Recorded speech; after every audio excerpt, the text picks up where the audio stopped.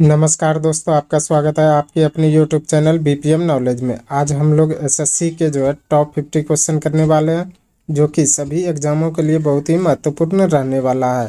अगर इनमें से किसी भी प्रश्नों का आंसर अगर आपको पता है तो आप कमेंट बॉक्स में दे सकते हैं। तो चलिए आज का वीडियो शुरू करते हैं। आज का पहला क्वेश्चन है, बांग्लादेश की आधिकारिक भाषा क्या है? बांग्लादेश की आधिकारिक भाषा क्या है? तो ये है बांग्ला। इसका राइट आंसर ऑप्शन डी हो जाएगा। बांग्लादेश का आधिकारिक भाषा जो है बांग्ला है। चलिए अगला क्वेश्चन देख लेते हैं। अगला क्वेश्चन है, भारत में प्याज उत्पादन में मुख्य राज्य कौन सा है? भारत में प्याज उत्पादन में मुख्य राज्य कौन सा है? तो यह है महाराष्ट्र। इसका राइट आंसर ऑप्शन ए हो जाएगा। महाराष्ट्र जो है भारत में प्याज उत्पादक में जो है मुख्य राज्य है। चलिए अगला क्वेश्चन देख लेते हैं। अगला क्वेश्चन है, हड़प्पा संस्कृति का एक अन्य नाम क्या है? हड़प्पा संस्कृति का एक अन्य नाम क्या है? तो यह कांस्य युगीय सभ्यता। इसका राइट आंसर ऑप्शन डी हो जाएगा। कांस्य युगीय सभ्यता जो है यह हड़प्पा संस्कृति का जो है एक अन्य नाम है। चलिए अगला क्वेश्चन देख लेते हैं। अगला क्वेश्चन है, बौद्ध कला का प्रसिद्ध केंद्र कौन सा है? बौद्ध कला का प्रसिद्ध केंद्र कौन सा है? तो यह अमरावती। इसका राइट आंसर ऑप्शन बी हो जाएगा। अमरावती जो है यह बौद्ध कला का जो है एक प्रसिद्ध केंद्र है। चलिए अगला क्वेश्चन देख लेते हैं। अगला क्वेश्चन है, महरौली अभिलेख से किस सम्राट के संबंध में जानकारी प्राप्त होती है? महरौली अभिलेख से किस सम्राट के संबंध में जानकारी प्राप्त होती है? तो यह चंद्रगुप्त द्वितीय की। इसका राइट आंसर ऑप्शन बी हो जाएगा। महरौली अभिलेख से जो है संबंध में जानकारी प्राप्त होती है। चलिए अगला क्वेश्चन देख लेते हैं। अगला क्वेश्चन है, वेदांत शब्द का प्रयोग किसके लिए किया गया है? वेदांत शब्द का प्रयोग किसके लिए किया गया? तो ये किया गया उपनिषदों के लिए। इसका राइट आंसर ऑप्शन बी हो जाएगा। उपनिषदों के लिए जो है वेदांत शब्द का प्रयोग किया गया है। चलिए अगला क्वेश्चन देख लेते हैं। अगला क्वेश्चन है, प्रतिवर्ष अंतर्राष्ट्रीय साक्षरता दिवस कब मनाया जाता है? प्रतिवर्ष अंतर्राष्ट्रीय साक्षरता दिवस कब मनाया जाता है? तो यह 8 सितंबर को। इसका राइट आंसर ऑप्शन ये हो जाएगा। 8 सितंबर को जो है प्रतिवर्ष अंतर्राष्ट्रीय साक्षरता दिवस मनाया जाता है। चलिए अगला क्वेश्चन देख लेते हैं। अगला क्वेश्चन है, गन्ने की फसल लगभग कितने समय में तैयार की जाती है? गन्ने की फसल लगभग कितने समय में तैयार की जाती है? तो ये 12 माह में। इसका राइट आंसर ऑप्शन डी हो जाएगा। गन्ने की फसल जो है लगभग 12 माह में तैयार की जाती है। चलिए अगला क्वेश्चन देख लेते हैं। अगला क्वेश्चन है, निम्नलिखित में से कौन सी फसल रबी की नहीं है? निम्नलिखित में से कौन सी फसल रबी की नहीं है? तो ये मक्का नहीं है। इसका राइट आंसर ऑप्शन डी हो जाएगा। मक्का जो है यह रबी की फसल नहीं है। चलिए अगला क्वेश्चन देख लेते हैं। अगला क्वेश्चन है, भारत का अंतिम महान राजपूत शासक कौन था? भारत का अंतिम महान राजपूत शासक कौन था? तो यह था पृथ्वीराज चौहान थर्ड। इसका राइट आंसर ऑप्शन बी हो जाएगा। पृथ्वीराज चौहान थर्ड जो है यह भारत का अंतिम महान राजपूत शासक था। चलिए अगला क्वेश्चन देख लेते हैं। अगला क्वेश्चन है, निम्नलिखित में से किस शासक ने दासों के रख रखाव के लिए एक अलग विभाग की स्थापना की थी? निम्नलिखित में से किस शासक ने दासों के रख रखाव के लिए एक अलग विभाग की स्थापना की थी? तो ये की थी फिरोज शाह तुगलक ने। इसका राइट आंसर ऑप्शन बी हो जाएगा। फिरोज शाह तुगलक ने जो है दासों के रख रखाव के लिए जो है एक अलग विभाग की स्थापना की थी। चलिए अगला क्वेश्चन देख लेते हैं। अगला क्वेश्चन है, सहायक संधि को निम्नलिखित में से किस राज्य ने स्वीकार नहीं किया? सहायक संधि को निम्नलिखित में से किस राज्य ने स्वीकार नहीं किया? तो ये मैसूर ने। इसका राइट आंसर ऑप्शन ए हो जाएगा। मैसूर ने जो है सहायक संधि को जो है स्वीकार नहीं किया। चलिए अगला क्वेश्चन देख लेते हैं। अगला क्वेश्चन है, वह कौन सी घटना थी जिसके बाद महात्मा गांधी ने ब्रिटिश सरकार के विरुद्ध अपना सर्वप्रथम असहयोग आंदोलन प्रारंभ किया? वह कौन सी घटना थी जिसके बाद महात्मा गांधी ने ब्रिटिश सरकार के विरुद्ध अपना सर्वप्रथम असहयोग आंदोलन प्रारंभ किया? तो ये था रौलैक्ट एक्ट, जिसे कि काला कानून भी कहा जाता है। इसका राइट आंसर ऑप्शन बी हो जाएगा। रौलैक्ट एक्ट की घटना के बाद ही जो है महात्मा गांधी ने ब्रिटिश सरकार के विरुद्ध जो है अपना सर्वप्रथम असहयोग आंदोलन प्रारंभ किया। चलिए अगला क्वेश्चन देख लेते हैं। अगला क्वेश्चन है, किस भारतीय महिला के नाम पर अमेरिका में एक अंतरिक्ष यान का नाम रखा गया है? किस भारतीय महिला के नाम पर अमेरिका में एक अंतरिक्ष यान का नाम रखा गया? तो ये कल्पना चावला। इसका राइट आंसर ऑप्शन बी हो जाएगा।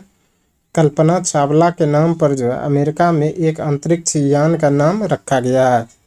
चलिए अगला क्वेश्चन देख लेते हैं। अगला क्वेश्चन है, थॉमस कप किस खेल से संबंधित है? थॉमस कप किस खेल से संबंधित है? तो यह बैडमिंटन से। इसका राइट आंसर ऑप्शन सी हो जाएगा। थॉमस कप जो है यह बैडमिंटन खेल से संबंधित है। चलिए अगला क्वेश्चन देख लेते हैं। अगला क्वेश्चन है, विश्व का सर्वाधिक घनी आबादी वाला प्रदेश कौन सा है? विश्व का सर्वाधिक घनी आबादी वाला प्रदेश कौन सा है? तो यह दक्षिण पूर्वी एशिया। इसका राइट आंसर ऑप्शन ए हो जाएगा। दक्षिण पूर्वी एशिया जो है यह विश्व का सर्वाधिक घनी आबादी वाला प्रदेश है। चलिए अगला क्वेश्चन देख लेते हैं। अगला क्वेश्चन है, भारत वन सर्वेक्षण का मुख्यालय कहाँ है? भारत वन सर्वेक्षण का मुख्यालय कहाँ है? तो यह है देहरादून में। इसका राइट आंसर ऑप्शन सी हो जाएगा। देहरादून में जो है भारतीय वन संरक्षण का जो है मुख्यालय स्थित है। चलिए अगला क्वेश्चन देख लेते हैं। अगला क्वेश्चन है, जब पवन पृथ्वी की घूर्णन के कारण अपनी दिशा बदल लेती है तो इसे किस नाम से पुकारते हैं? जब पवन पृथ्वी के घूर्णन के कारण अपनी दिशा बदल लेती है तो इसे किस नाम से पुकारते हैं? तो इसे भू विक्षेपी पवन। इसका राइट आंसर ऑप्शन बी हो जाएगा। भू विक्षेपी पवन के नाम से जो है जब पृथ्वी घूर्णन के कारण अपनी दिशा बदल लेती है तो इसे पुकारते हैं। चलिए अगला क्वेश्चन देख लेते हैं। अगला क्वेश्चन है, भूमध्य रेखा पर 1 डिग्री अक्षांश की दूरी कितनी होती है? भूमध्य रेखा पर 1 डिग्री अक्षांश की दूरी कितनी होती है? तो ये होती है 111 किलोमीटर। इसका राइट आंसर ऑप्शन सी हो जाएगा। भूमध्य रेखा पर 1 डिग्री अक्षांश की दूरी को जो है 111 किलोमीटर होता है। चलिए अगला क्वेश्चन देख लेते हैं। अगला क्वेश्चन है, प्लानिंग एंड द पुअर पुस्तक के लेखक कौन है? प्लानिंग एंड द पुअर पुस्तक के लेखक कौन है? तो ये है B.S. मिन्हास। इसका राइट आंसर ऑप्शन सी हो जाएगा। B.N. मिन्हास ने जो है प्लानिंग एंड द पुअर पुस्तक लिखा था। चलिए अगला क्वेश्चन देख लेते हैं। अगला क्वेश्चन है, विश्व बैंक जिसे अंतर्राष्ट्रीय पुनर्निर्माण तथा विकास बैंक भी कहते हैं उसका कहाँ मुख्यालय है? विश्व बैंक जिसे अंतर्राष्ट्रीय पुनर्निर्माण तथा विकास बैंक भी कहते हैं उसका मुख्यालय कहाँ स्थित है? तो यह वाशिंगटन DC में। इसका राइट आंसर ऑप्शन डी हो जाएगा। वाशिंगटन DC में जो है अंतर्राष्ट्रीय पुनर्निर्माण तथा विकास बैंक का जो है मुख्यालय स्थित है। चलिए अगला क्वेश्चन देख लेते हैं। अगला क्वेश्चन है, अजय टू योगी आदित्यनाथ पुस्तक के लेखक कौन है? अजय टू योगी आदित्यनाथ पुस्तक के लेखक कौन है? तो यह शांतनु गुप्ता। इसका राइट आंसर ऑप्शन डी हो जाएगा। शांतनु गुप्ता ने जो है अजय टू योगी आदित्यनाथ पुस्तक लिखा है। चलिए अगला क्वेश्चन देख लेते हैं। अगला क्वेश्चन है, शतरंज में पहली भारतीय महिला ग्रैंडमास्टर कौन है?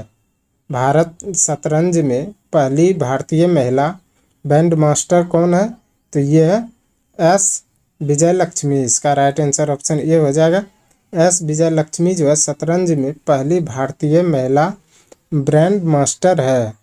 चलिए अगला क्वेश्चन देख लेते हैं। अगला क्वेश्चन है, सूफी संप्रदाय का उद्भव किस धर्म से हुआ था? सूफी संप्रदाय का उद्भव किस धर्म से हुआ था? तो ये हुआ था इस्लाम धर्म से। इसका राइट आंसर ऑप्शन सी हो जाएगा। सूफी संप्रदाय का उद्भव जो है इस्लाम धर्म से हुआ था। चलिए अगला क्वेश्चन देख लेते हैं। अगला क्वेश्चन है, आर्थिक दृष्टि से एक पिछड़े देश की विशेषता क्या है? आर्थिक दृष्टि से एक पिछड़े देश की विशेषता क्या है? तो यह उपर्युक्त में से सभी, जिसमें प्रति व्यक्ति निम्न आय, निम्न मृत्यु दर और उच्च निरक्षरता, ये तीनों जो है यह आर्थिक दृष्टि से जो है पिछड़े देश की विशेषता है। तो इसका राइट आंसर ऑप्शन डी हो जाएगा। चलिए अगला क्वेश्चन देख लेते हैं। अगला क्वेश्चन है, वासंदा राष्ट्रीय उद्यान किस राज्य में है? वासंदा राष्ट्रीय उद्यान किस राज्य में है? तो यह गुजरात में। इसका राइट आंसर ऑप्शन सी हो जाएगा। गुजरात में जो है वासंदा राष्ट्रीय उद्यान स्थित है। चलिए अगला क्वेश्चन देख लेते हैं।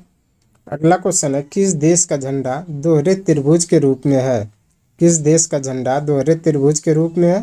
तो ये नेपाल का, इसका राइट आंसर ऑप्शन बी हो जाएगा। नेपाल का जो है झंडा दोहरे त्रिभुज के रूप में है। चलिए अगला क्वेश्चन देख लेते हैं। अगला क्वेश्चन है, अष्टछाप की स्थापना किसके द्वारा की गई थी? अष्टछाप की स्थापना किसके द्वारा की गई थी? तो ये की गई थी आचार्य विट्ठलनाथ के द्वारा। इसका राइट आंसर ऑप्शन ये हो जाएगा, आचार्य विट्ठलनाथ के द्वारा जो है अष्टछाप की स्थापना की गई थी। चलिए अगला क्वेश्चन देख लेते हैं। अगला क्वेश्चन है, बिहार में 1857 की क्रांति के नेता बाबू कुंवर सिंह का देहांत कब हुआ था? बिहार में 1857 की क्रांति का नेता बाबू कुंवर सिंह का देहांत कब हुआ था? तो ये हुआ था 26 अप्रैल 1858 को। इसका राइट आंसर ऑप्शन बी हो जाएगा।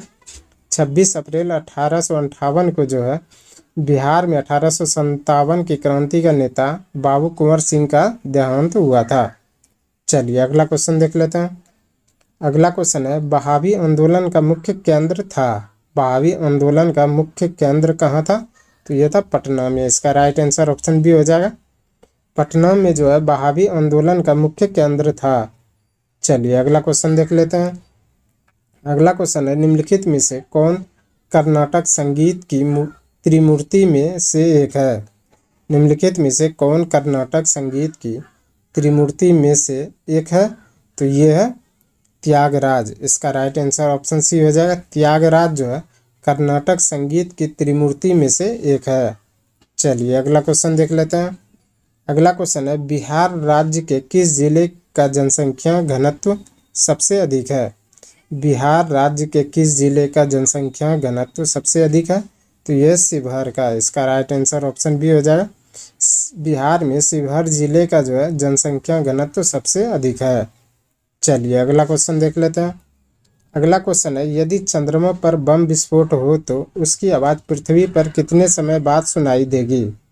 यदि चंद्रमा पर बम विस्फोट हो तो उसकी आवाज़ कितने देर बाद जो है पृथ्वी पर सुनाई देगी? तो इनमें से कोई नहीं। इसका राइट आंसर ऑप्शन डी हो जाएगा, क्योंकि यदि चंद्रमा पर बम विस्फोट होता है तो उसकी आवाज़ पृथ्वी पर जो है सुनाई नहीं देगी। चलिए अगला क्वेश्चन देख लेते हैं।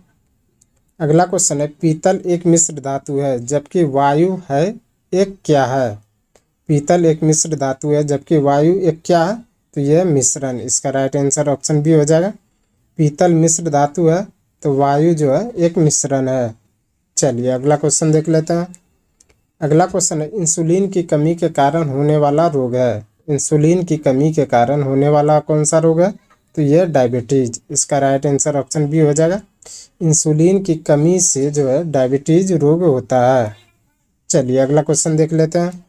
अगला क्वेश्चन है, किस ताप पर H2O का घनत्व अधिकतम होता है? किस ताप पर H2O का घनत्व अधिकतम होता है?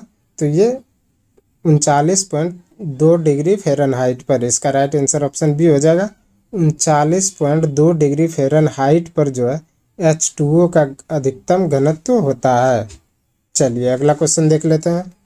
अगला क्वेश्चन है, निम्नलिखित में से कौन स्तनधारी नहीं है? निम्नांकित में से कौन स्तनधारी नहीं है?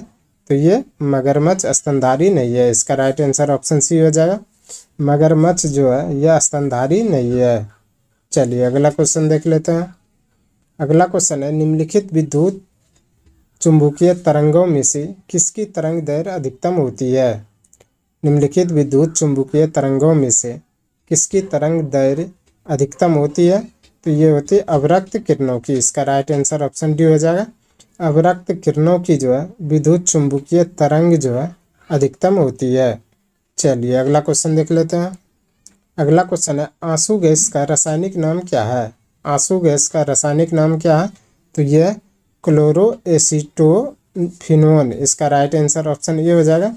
क्लोरोएसिटोफिनोन जो है यह आंसू गैस का रासायनिक नाम है। चलिए अगला क्वेश्चन देख लेते हैं।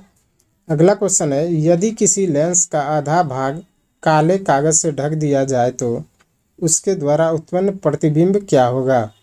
यदि किसी लेंस का आधा भाग काले कागज से ढक दिया जाए तो उसके द्वारा उत्पन्न प्रतिबिंब क्या होगा? तो उसकी चमक कम हो जाएगी। इसका राइट आंसर ऑप्शन सी हो जाएगा। उसकी चमक कम हो जाएगी यदि लेंस का आधा भाग जो है काले कागज से ढक दिया जाए तो। चलिए अगला क्वेश्चन देख लेते हैं।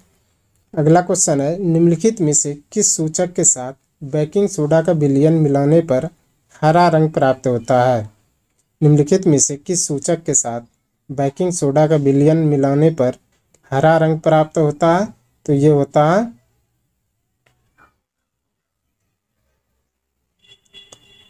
चाइना रोज के कारण। इसका राइट आंसर ऑप्शन डी हो जाएगा। चाइना रोज के कारण जो है किसी सूचक के साथ बेकिंग सोडा का विलयन मिलाने पर जो है हरा रंग प्राप्त होता है। चलिए अगला क्वेश्चन देख लेते हैं। अगला क्वेश्चन है, ब्लू बेबी सिंड्रोम निम्नलिखित में से किसके कारण होता है?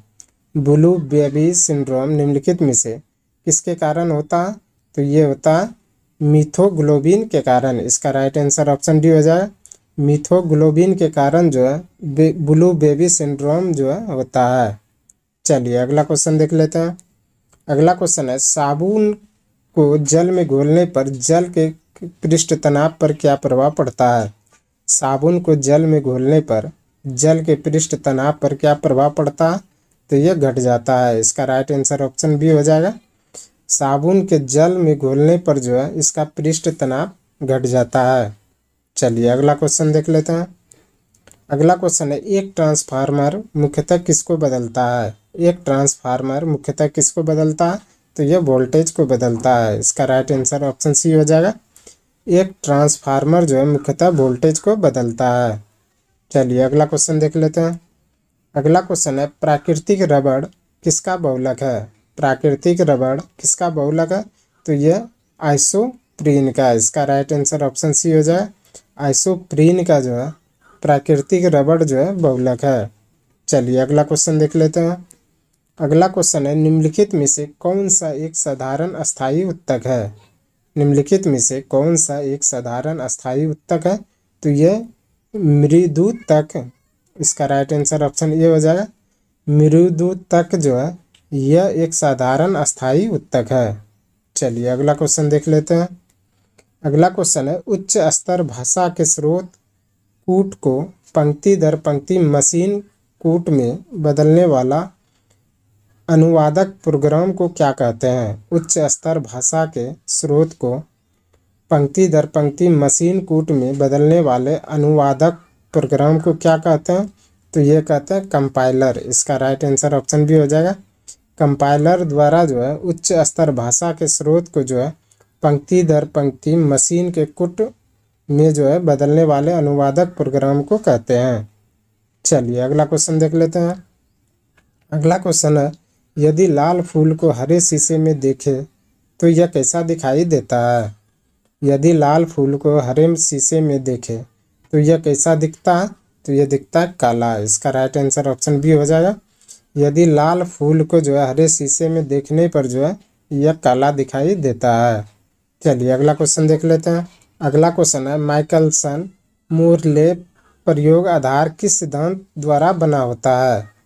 माइकलसन मोरेले प्रयोग आधार किस सिद्धांत द्वारा बना होता है? तो ये बना होता है ईथर परिकल्पना के पतन का। इसका राइट आंसर ऑप्शन सी हो जाएगा। ईथर परिकल्पना के पतन का जो है माइकलसन मोरेल प्रयोग आधार जो है बना होता है। चलिए अगला क्वेश्चन देख लेते हैं। आज का अंतिम क्वेश्चन है, डीएनए में फ्यूरिन क्षार किसका बना होता है?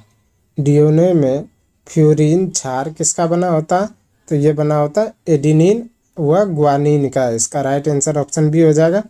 एडिनिन व ग्वानिन का जो है डीएनए में फ्यूरिन क्षार जो है बना होता है। आज के लिए बस इतना ही। हमें उम्मीद है कि ये वीडियो आपको पसंद आया होगा। अगर पसंद आया तो प्लीज़ लाइक कमेंट शेयर और चैनल को सब्सक्राइब जरूर करें। धन्यवाद।